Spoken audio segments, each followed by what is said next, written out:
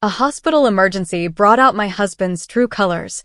As I lay unconscious, he used my signature to sign over our joint bank account to his mother. When I woke up, she sat beside me, smiling. "You're penniless now." A nurse walked in and said, "Actually, she's not the one with nothing left."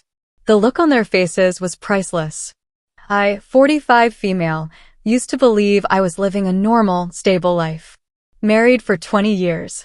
No kids. Decent jobs. We weren't rich, but we were comfortable.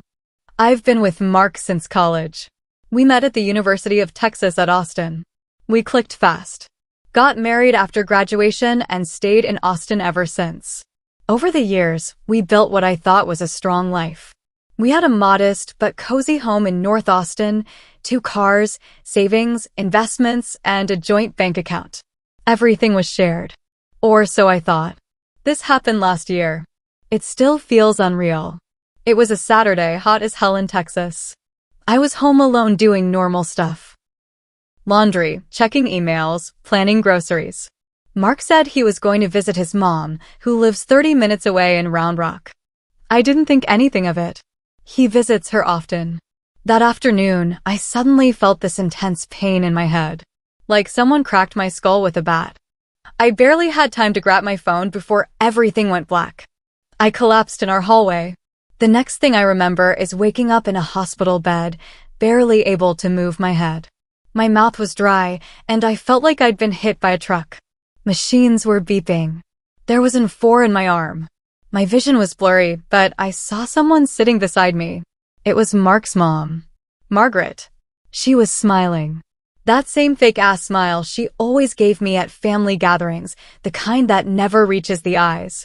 She leaned in and said, well, look who finally woke up."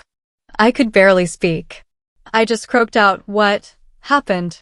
"You had a brain aneurysm," she said, like it was no big deal. "You're lucky they got to you in time." My head was pounding.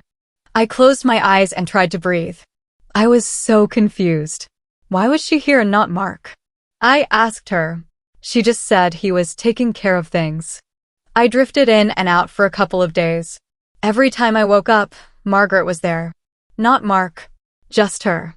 Nurses came and went, checked my vitals, gave me meds. I could barely speak the first 2 days, and she always found some excuse not to let the nurses talk to me for long. It didn't take long to notice that something was off. My phone was missing. My purse too. Every time I asked where Mark was, she changed the subject. On day 3, I was finally